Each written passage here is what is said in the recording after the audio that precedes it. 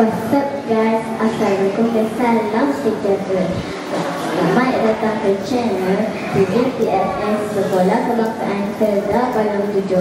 Nama saya Kisha Margaret binti Muhammad Fatali dan saya wakawal cilik dari PPD 7 anda pada hari ini.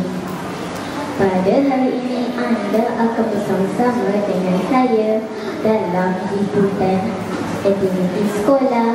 Pada hari ini Sekolah Kebangsaan Kedah Palang 7 mengadakan sambutan Hari Guru.